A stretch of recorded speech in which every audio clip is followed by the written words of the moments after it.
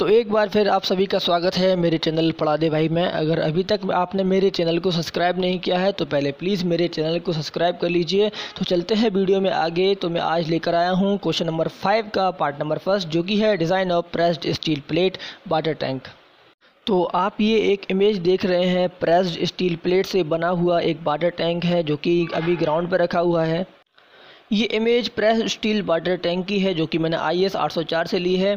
तो ये एक डिटेल इमेज है और अंदर का पार्ट दिखा रही है। एक प्रेस्ड स्टील जो प्लेट होती है एक स्क्वायर शेप में होती है और 1.2 मीटर बाई 1.2 मीटर उसका साइज़ होता है। तो जिसे मैं नॉमिनल साइज़ भी बोलता हूँ।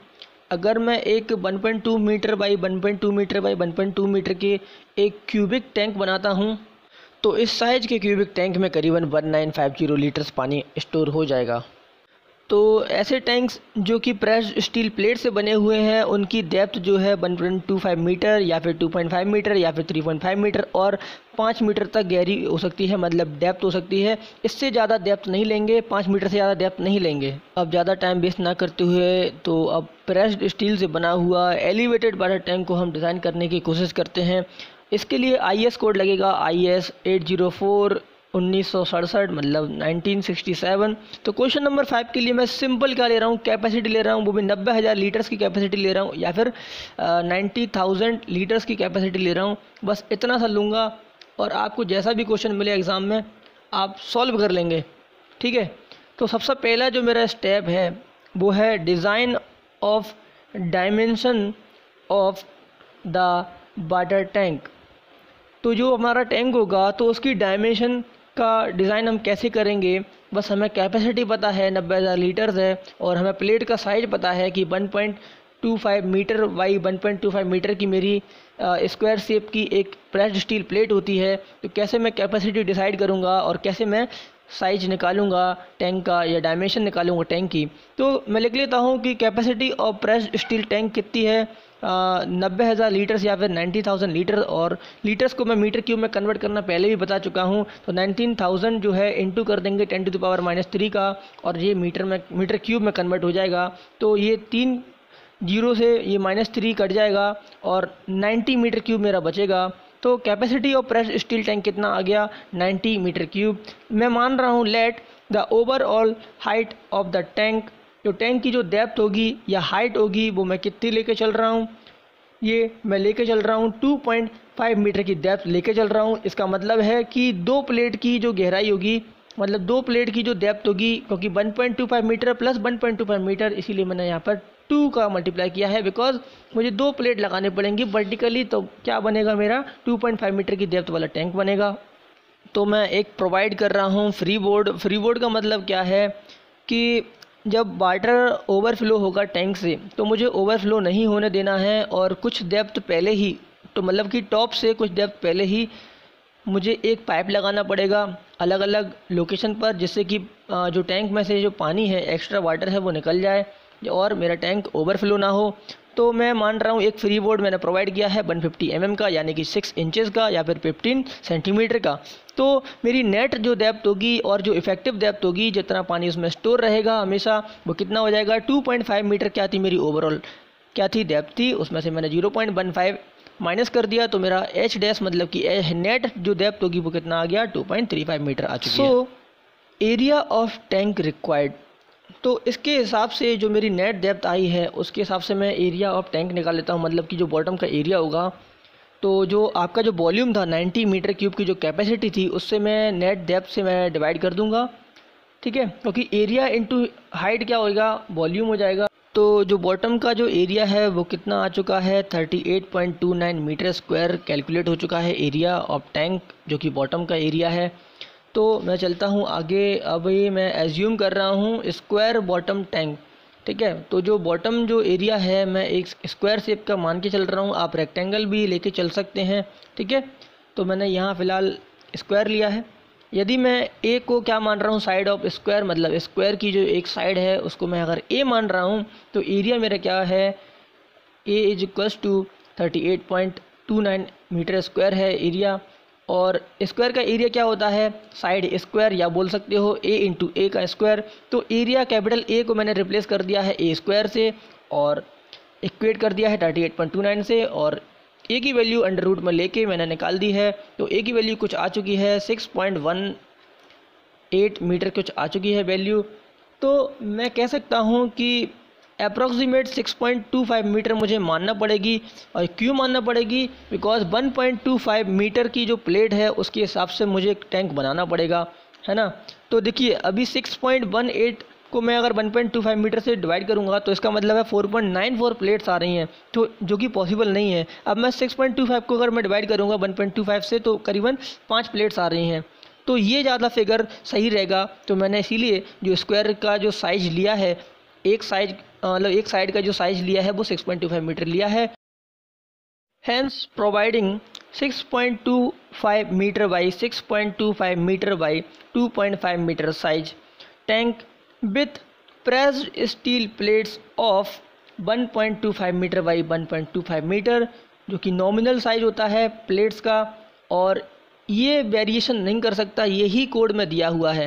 ये एक डायग्राम है जो कि आपको स्टेप नंबर 2 में बनाना पड़ेगा, ठीक है। अभी स्टेप नंबर 2 मैंने स्टार्ट नहीं किया है। ये ब्रेसिंग्स हैं, ये बीम्स हैं, और बीम्स के ऊपर क्या होंगी, मेरी बॉटम प्लेट्स आएंगी जिसको मैंने बॉटम टीयर बोला है। उसके बाद वर्टिकली जो प्लेट्स आएंगी उसे मैंने फर्स्ट टीयर और सेकेंड टीयर बोला है, ठीक है। तो यहाँ पर ये देखो 5 प्लेट्स हैं फर्स्ट ईयर में, और ये 6.25 मीटर की लेंथ बनाएगी, ठीक है। और क्योंकि 1.25 मीटर की प्लेट थी और 5 प्लेट्स आ रही हैं, इसीलिए 6.25 मीटर की लेंथ रह जाएगी। और ये बीम्स हो गई, ठीक है।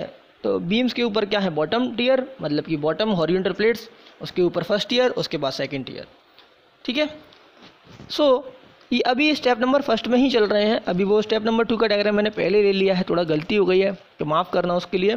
तो स्टेप नंबर 1 ही कंटिन्यू चल रही है। तो कैपेसिटी ऑफ जो टैंक होगी फॉर डायमेंशन, जो हमने डायमेंशन निकाली है 6.25 metre by 6.25 metre into 2.5 metre, तो इसको जब मैं कैलकुलेट करूँगा तो इसका वॉल्यूम कितना आएगा, तो करीबन 97.65 मीटर क्यूब कुछ मेरी वॉल्यूम आ रही है। तो जो कि 90 मीटर क्यूब से ज़्यादा है, इसका मतलब है हमने जो डायमेंशन ली है वो ज़्यादा है। तो ये मैं जो अगला डायग्राम दिखाने जा रहा हूँ, ये स्टेप नंबर 2 में आपको ये डायग्राम बनाना पड़ेगा, जो कि टैंक प्लान का डायग्राम है। मतलब आप टॉप से अगर देखेंगे तो आपकी बॉटम जो टीयर में जो प्लेट्स लगी होंगी वो आपको दिखेंगी, ठीक है। और उसके ऊपर क्या है, मेरा वर्टिकली फर्स्ट ईयर और सेकेंड ईयर कनेक्टेड होगा। तो ये टैंक प्लान आप देख रहे हैं, स्टेप नंबर 2 में ड्रॉ करना है। सबसे पहले देखो 1 2 3 4 5 डायरेक्शन, इतनी नंबर ऑफ प्लेट्स लगी हुई हैं, और 1.25 मीटर बाई 1.25 मीटर का प्लेट का साइज़ था, ठीक है, जो कि चेंज नहीं होगा कोड के अकॉर्डिंग, ठीक है, जो कि नॉमिनल साइज ऑफ प्लेट होता है। अब देखो नंबरिंग कर दिया 1 2 3 4 5, ठीक है, जो आपको एग्जाम में नहीं करनी है। अब देखिए अब 1.2 करीबन 1 2 3 4 5 प्लेट लगी है, 1.25 मीटर की है। अगर इंटू करूँगा 5 का तो 6.25 मीटर की लेंथ बनेगी। तो देखिए 5 प्लेट जो है इस डायरेक्शन में है और 5 प्लेट उस डायरेक्शन में है, तो करीबन 25 प्लेट्स मेरी कितनी आएंगी, बॉटम में आएंगी, ठीक है। नंबर ऑफ प्लेट्स मैं लिख देता हूँ कि 25 नंबर ऑफ प्लेट्स क्या आएंगी मेरी बॉटम में आएंगी, बिकॉज 5 × 5 कर देंगे। और ये कॉलम्स हैं, ये जो सर्कुलर आप देख रहे हैं, ये सब 4 कॉर्नर पे मैंने 4 कॉलम्स लिए हैं, इसके ऊपर ये पूरा बॉटम आएगा, ठीक है। तो ये जो L1 L1 है, L2 L2 है, L3 L3 है, L4 L4, L5 L5 और L6 L6 जो लाइंस गई हैं, तो ये मेरी लॉन्गिट्यूडनल बीम्स हैं। एक बार मैं इनको मेंशन कर देता हूँ, ठीक है। तो हॉरिजॉन्टल जो प्लेट्स हैं, मतलब कि जो बॉटम टीयर है वो सभी किस पर रेस्ट करने वाला है, लॉन्गिट्यूडनल बीम्स के ऊपर रेस्ट करेगा, ओके। तो ये सारी देखिए एक बार मैंने मेंशन कर दी हैं, L1 L1, L2 L2 और L6 तक जो लंबी लंबी जो लाइंस हैं, मतलब लॉन्गिट्यूडनल जो लाइंस गई हैं इस डायरेक्शन में, तो ये सारी मेरी क्या हैं, लॉन्गिट्यूडनल बीम्स हैं, जो कि 6.25 मीटर की लेंथ की हैं, ठीक है। अभी लॉन्गिट्यूडनल बीम्स आ गई, मतलब कि प्लेट्स जो थी, मतलब जो बॉटम टीयर था वो किस पर रेस्ट कर रहा है, लॉन्गिट्यूडनल बीम्स पर। अब लॉन्गिट्यूडनल बीम्स किस पर रेस्ट करेंगी, क्रॉस बीम्स पर रेस्ट करेंगी। तो जो C1 जो है वो मेरी क्या है, एक क्रॉस बीम है। तो C2 जो क्रॉस बीम है, तो इसे मैं एक क्रॉस बीम नहीं बोलूँगा, और आपको भी ये मेंशन नहीं करना है, मुझसे गलती से इस बार मेंशन हो गया है। ऐसे ही आपको C3 को भी एक क्रॉस बीम मेंशन नहीं करना है, ठीक है। ओनली यहाँ पर C1 एक क्रॉस बीम है और C4 एक क्रॉस बीम है। आप चाहो तो C4 को C2 कर सकते हो, ठीक है।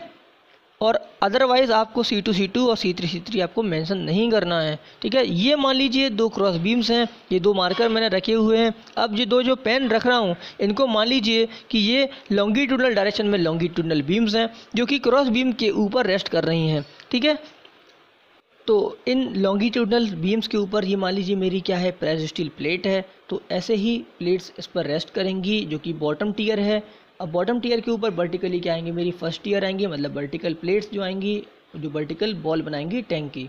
तो आप ध्यान रखना, मैं एक बार आपको और बोल दूँ, C1 जो है वही एक क्रॉस बीम है और C4 जो है वही एक क्रॉस बीम है। अदरवाइज C2 और C3 क्रॉस बीम नहीं है और आप इनको इग्नोर कर सकते हो।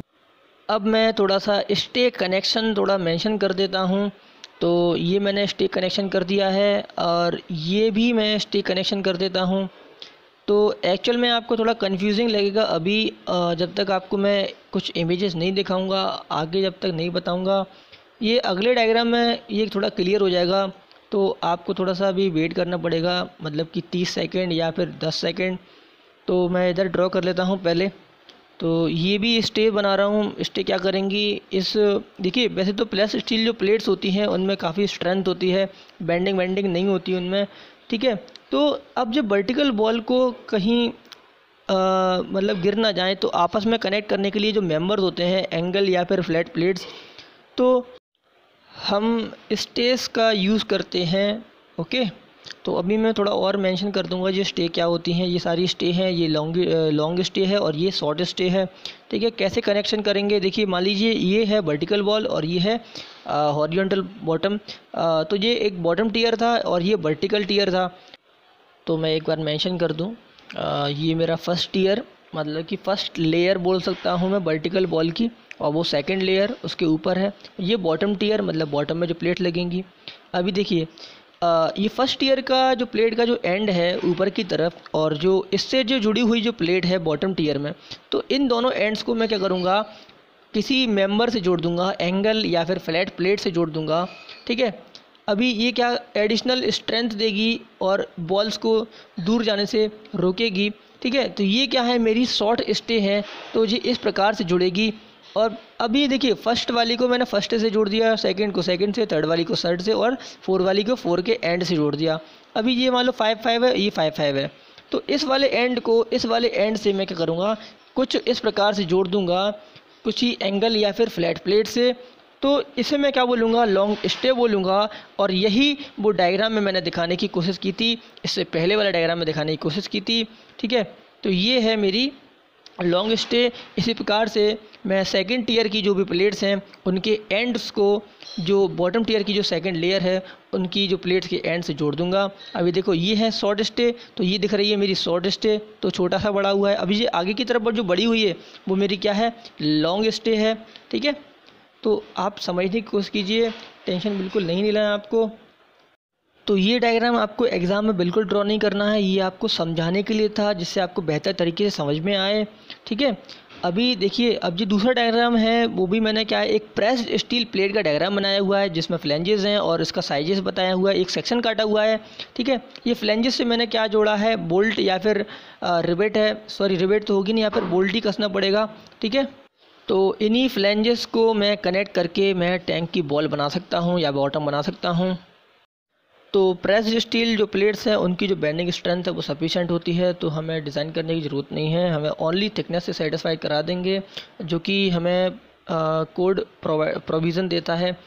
और रही बात अभी वाटर प्रेशर को रजिस्ट करने की, जिससे कि बॉल्स वगैरह क्या हैं गिर ना जाएँ, तो उसके लिए हम प्लेट्स को, जो प्लेट्स के जो एंड्स हैं उसको हम कनेक्ट कर देंगे, जो हमारी एंगल्स हैं या फिर प्लेट्स हैं, जो मतलब फ्लैट प्लेट्स हैं, उनकी हेल्प से जो लॉन्गिट्यूडनल मेंबर्स हैं उनको हम जोड़ देंगे और उन्हें हम वाटर प्रेशर फोर्स के लिए हम डिज़ाइन कर लेंगे। तो अब इस क्वेश्चन की स्टेप नंबर 2 के बारे में बात कर लेते हैं, जो कि है सेक्शन ऑफ टैंक। तो इसके लिए आपको सबसे पहले पेज नंबर 11 पर जाना पड़ेगा, IS 804-1967 के।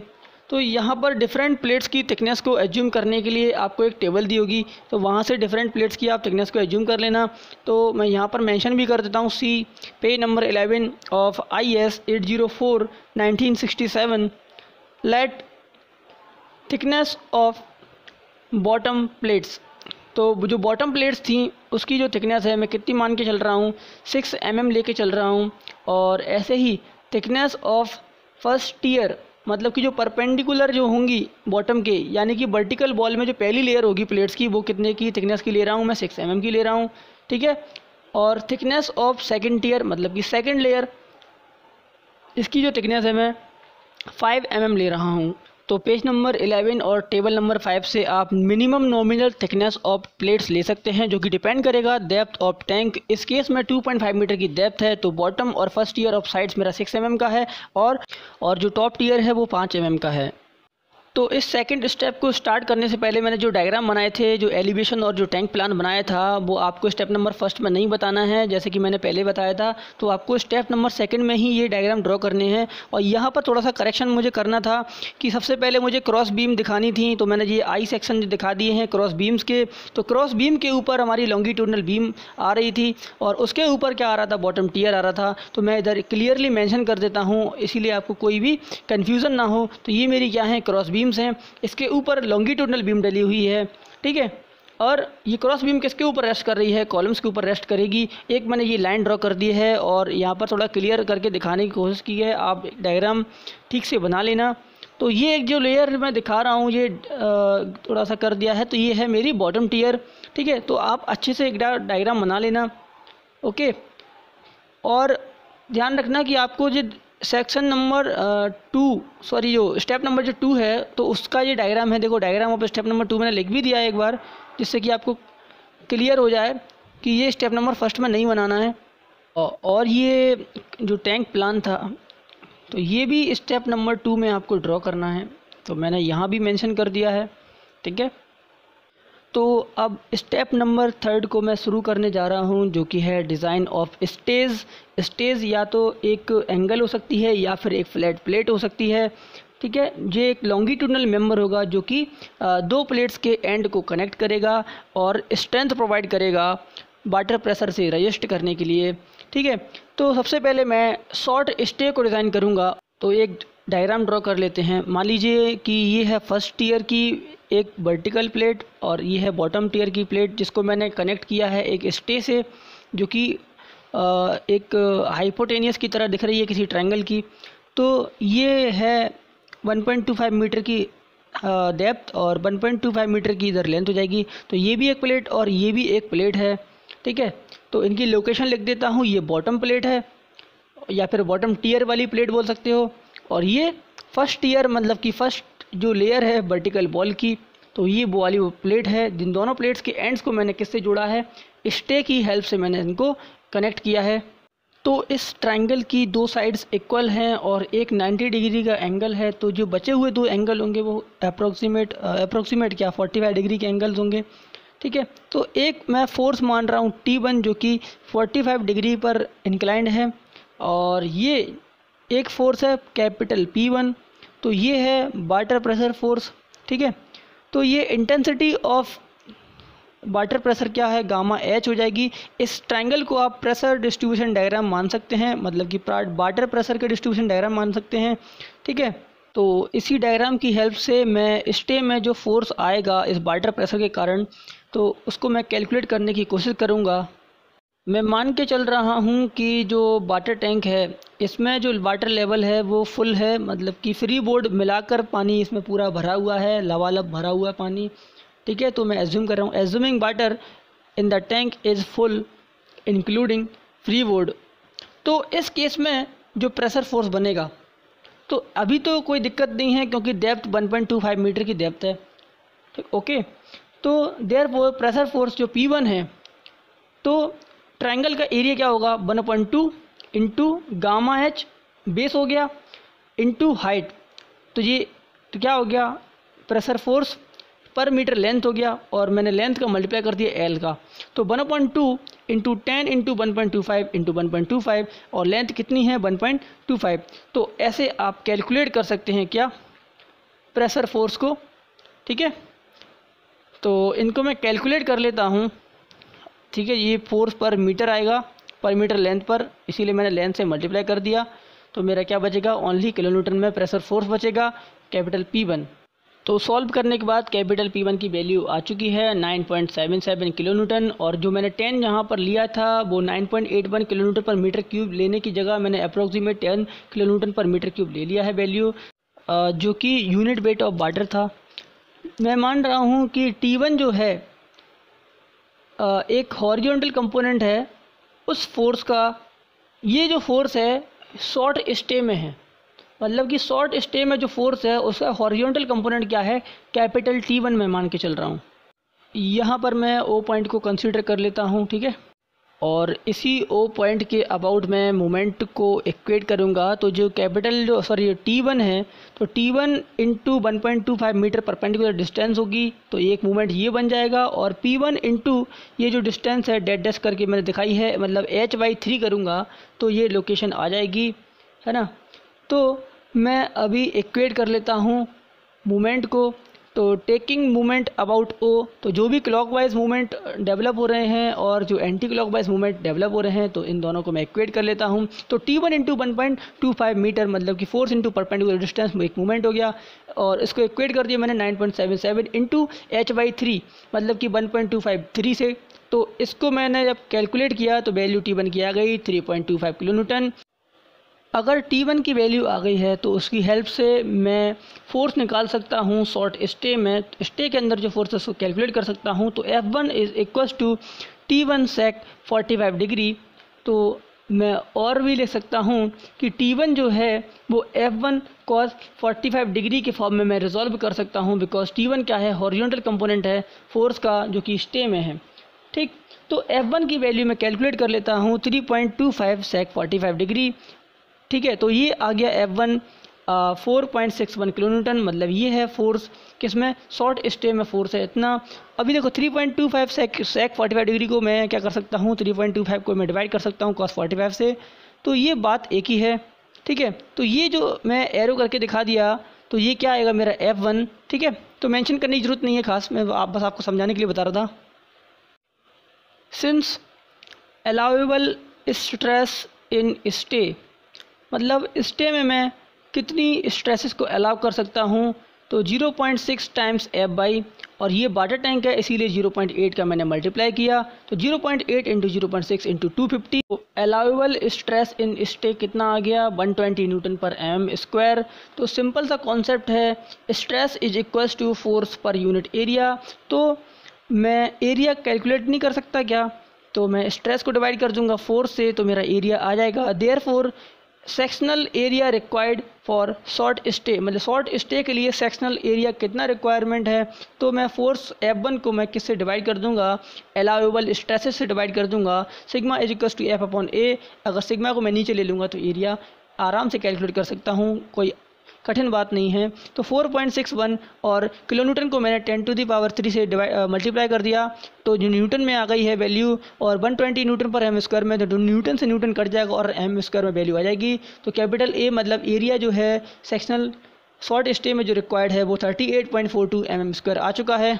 तो मैं प्रोवाइड कर रहा हूँ एक 40 mm बाई 6 mm की एक फ्लैट, जो कि एक शॉर्ट स्टे का काम करेगी।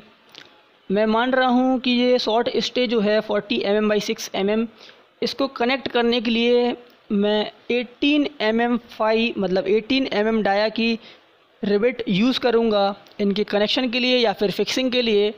सो अगर मैं होल माइनस कर दूँगा तो होल का डायमीटर कितना हो जाएगा, अगर 18 mm की डायमीटर है तो वो 19.5 mm मेरा क्या हो जाएगा, होल की डायमीटर हो जाएगा। तो होल की डायमीटर इंटू 6 mm की थिकनेस, तो इतना एरिया मुझे माइनस करना पड़ेगा। तो net area of short stay कितना आ जाएगा, 40 इंटू 6 माइनस 19.5 इंटू 6, तो जो नेट एरिया जो मेरा बचेगा 123 mm², जो कि बहुत ज़्यादा है 38.42 mm² से। हैंस ओके, आज के वीडियो में बस इतना ही। आप वेट कीजिए पार्ट नंबर 2 के लिए। अगर पार्ट नंबर 2 अपलोड हो चुका है तो प्लीज़ वीडियो के डिस्क्रिप्शन में जाके आप चेक कर सकते हैं। अगर पार्ट नंबर 2 की अगर लिंक है तो आप वहां जाके क्वेश्चन देख सकते हैं।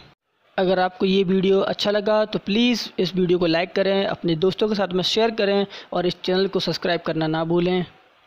Thanks for watching this video.